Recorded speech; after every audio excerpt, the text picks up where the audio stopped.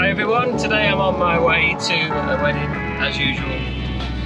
It's raining today and it's mid-October. It's a little bit chilly, it's about 10 degrees. And I'm always a little bit apprehensive when it's raining. Not as apprehensive as I used to be. I don't worry about it too much. It is what it is. And you can always find doorways, and sometimes the rain stops and you can get on with a few bits and bobs. So on the way to the wedding, I just have a cup of coffee and put music on and sing really loud and just try and keep myself upbeat, because I think it's part of our job in the wedding, and especially one of the first vendors who arrives and speaks to the couple, to be upbeat about everything and keep them in good spirits. Usually people are anyway, and they don't really care that it's raining because it's the happiest day of their lives. So why would you care about anything? Why would you care if somebody's tie doesn't match their socks? Why would you care if it's raining? Happiest day of their lives. Doesn't really matter. It only matters, all that matters is that they get married and have a good time. And if I can go along with that and kind of help in any way to get their spirits up and keep them happy and keep them positive about the whole experience, and that's a big part of the job, regardless of any pictures that I'm going to take or struggle with the light or struggle with the weather. It's a bit autumnal today, which is great. There's some colour in the landscape. I just hope that we have some chance to get outside, and I'm not sure if we will. I don't know if you're listening to this kind of shortly after I record it, but it's a week where we have this big storm across the country, and there's been red weather warnings everywhere. So we've not had it too bad in the northwest, to be honest. We got away with it lightly, but it's raining, and it's looking to be raining most of today. As I said, it's about 10 degrees, so it's bearable. And I do know this venue, and I know there are a couple of places that we can use that are inside with big windows, and I know there are a couple of places that we can use in doorways, and there's a little shelter at the front with ivy on the wall, which shouldn't take me out of the steering wheel. But there are a couple of places with pretty decent light and a little bit of space that I know I can use. Quite possibly I'll have to do the group shots, the family pictures inside, and I know there's space at the back of the main hall where the dance floor will be in the evening to do that. I'll probably stick up a big white umbrella just to add some light, and make sure that light is enough and it's even. That's probably what I'll do for the group shots. I have that in my head that that's going to happen, and I'm just going to kind of go with that rather than stressing about whether it's going to be dry enough to go outside, because the floor's going to be wet as well, and it's really damp today. So if there's space, quite possibly it would be a better option to do the group pictures inside, and I think that's what I'm going to go for, what I'm going to suggest probably from the beginning. They're supposed to have confetti after the ceremony, and I hope we can do that, but again, there are other times that you can do this. You can go, it's quite easy to round people up just before they go in for food, so that's perhaps a time that we can do that, just before they're called for dinner. I think speeches are first, so everyone, we can get people together. If it's stop training at that point, perhaps do the confetti and maybe a group shot, because a couple have asked me for a full group shot, and I've told them already, everything is weather dependent. We'll do what we can. We'll get the best out of whatever the weather throws at us. We'll get the best out of whatever time we've got, and we'll keep an eye on the weather. Perhaps we'll do some stuff in the evening. Group photographs is not one thing that I would recommend that you do later on. Regardless of the weather, I do them in that period between the end of the wedding breakfast. The end of the wedding and the start of the wedding breakfast. I think from experience, it's too difficult to try and arrange that later on.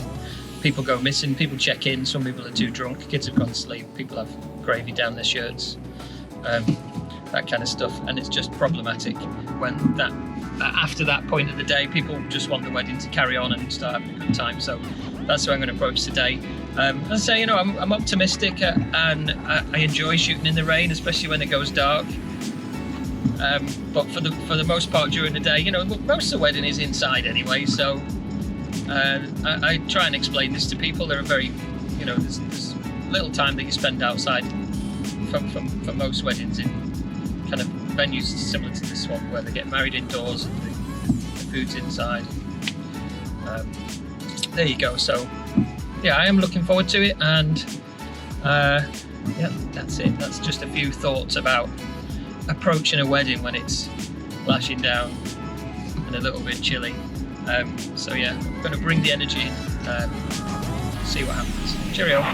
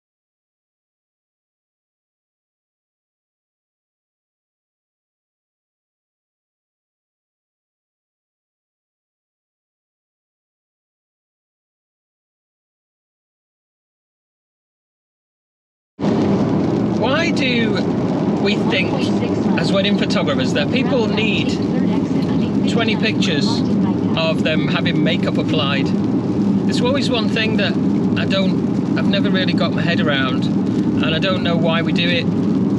people that seem to be hell-bent on it. In fact, I was scrolling through Facebook as I do, and I tell myself not to do a lot of the time, and I found, because I follow a lot of other wedding photographers, and there was one photographer who shared a series of images from a wedding, and I think there were about 15 pictures of the bride having makeup applied, and maybe 6 or 7 of the wedding after that.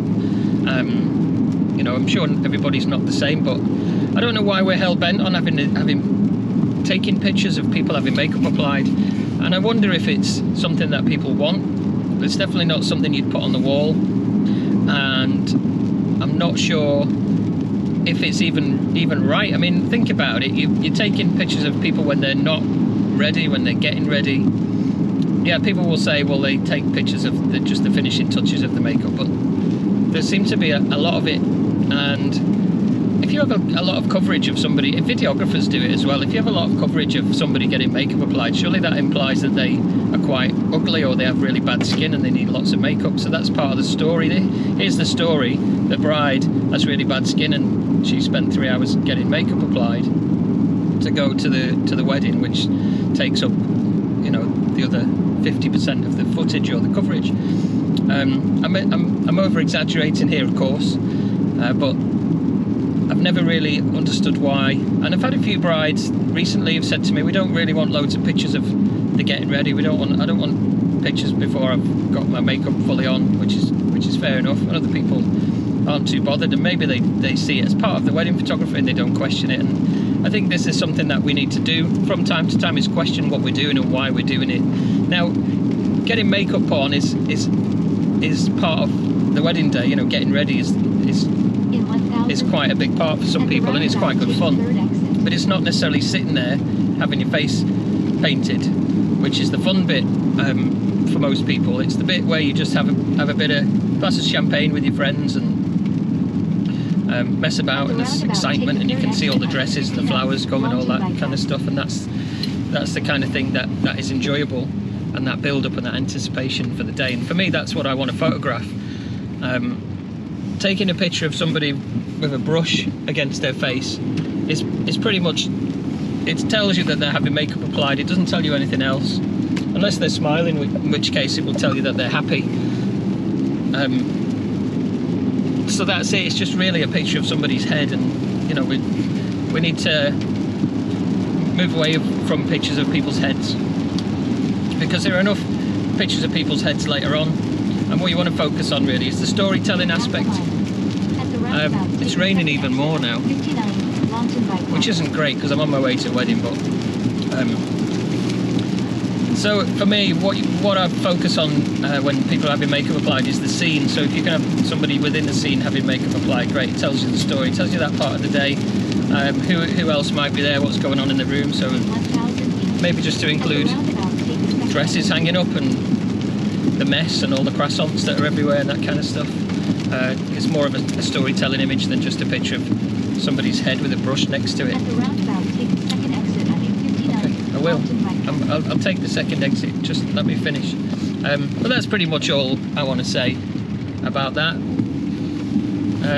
Yeah, so really it's just about questioning what you do, why you do it, why do we covet these pictures of people having makeup put on so much, and just maybe have a think about how you're representing the day a little bit.